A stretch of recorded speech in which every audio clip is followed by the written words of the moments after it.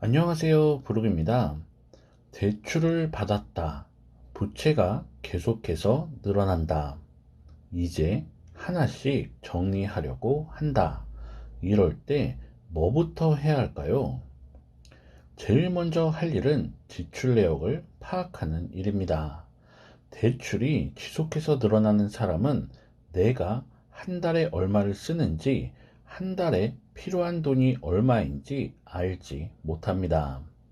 이런 경우 머리로 생각하는 것이 아니라 하나씩 적어봐야 합니다. 대출받은 금융사, 대출 잔액, 금리, 월 상환금액 상세하게 적고 정리해야 합니다. 이후 한 달 사는데 꼭 필요한 돈이 얼마인지 파악합니다. 통신비, 차비, 점심밥값, 일주일에 한 번 친구 만나는 비용 등 아껴도 꼭 써야 하는 혹은 기본 생활이 가능한 정도의 비용은 고정비로 분류해야 합니다. 그렇게 다 적어보면 월급으로 대출을 갚으며 생활하는 것이 가능한지 알 수 있습니다. 대출을 갚으며 생활하는 것이 불가능하다. 그런 경우 고정비에서 좀 더 줄일 수 있는 항목이 있는지 다시 한번 살펴봐야 합니다. 그 후 판단을 해야 합니다. 악착같이 버티거나 개인회생, 둘 중 하나를 선택해야 합니다. 버티는 방법을 선택했다. 매일매일 지출 내역을 기록하고 남는 돈이 있으면 비상금 명목으로 모아두어야 합니다. 비상금이 있어야 급하게 돈이 필요할 때 대응할 수 있습니다. 비상금은 한 달 생활비 정도 모아둡니다. 이후 남는 돈은 얼마가 되었든 일부라도 매달 중도 상한에서 대출을 줄여가야 합니다. 회생을 선택했다. 연체를 하기 전에 선제적으로 신청해야 합니다. 개인회생은 월급으로 대출을 갚고 생활하는 것이 어려운 사람에게 회생의 기회를 제공합니다. 회생은 법원에 신청합니다. 법원에 신청하면 법원에서 대출 내역과 자산, 수입 등을 확인하고 인가계획을 수립합니다. 이후 판결을 받으면 월급에서 1인 최저 생계비 약 125만 원을 제하고 남는 금액으로 대출을 갚으면 됩니다. 그렇게 3년간 갚으면 남은 부채는 탕감받습니다. 배우자와 미성년 자녀가 있을 경우 배우자 제외 2인 최저 생계비 기준을 적용받습니다. 대출과 고정비보다 수입이 많다. 월급으로 버틸 수 있다. 이런 경우도 지출 내역과 고정비를 다 적습니다. 한 달에 나가는 돈이 얼마인지, 한 달을 사는데 얼마가 필요한지 파악해야 합니다.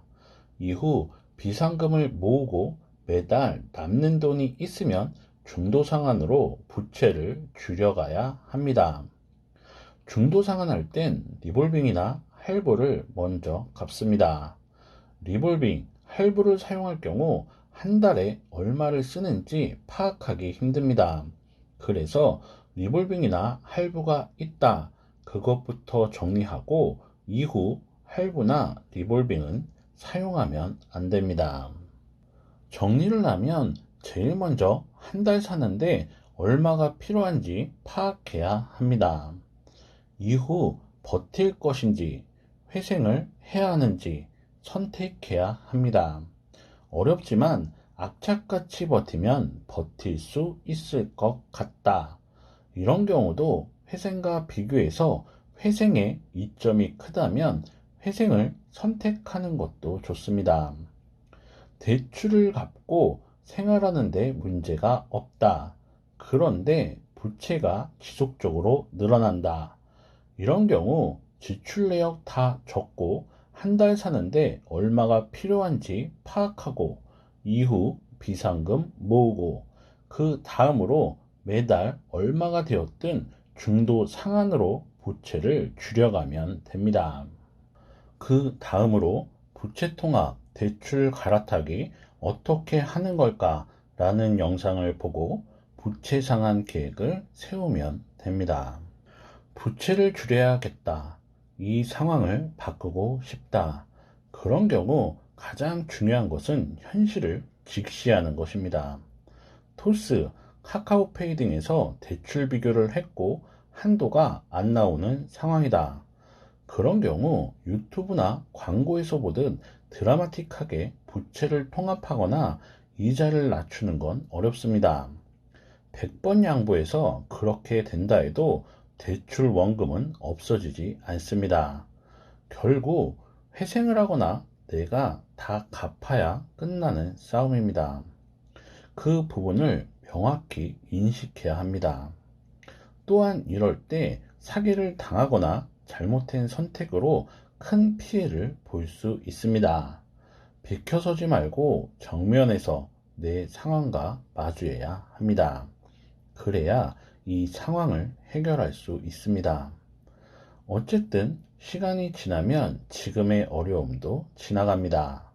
지나고 보면 아무것도 아닐 수 있습니다. 그리고 내가 가장 소중합니다. 상의가 필요한 경우 편하게 댓글 남겨주시고요. 지금까지 부르기였습니다. 감사합니다.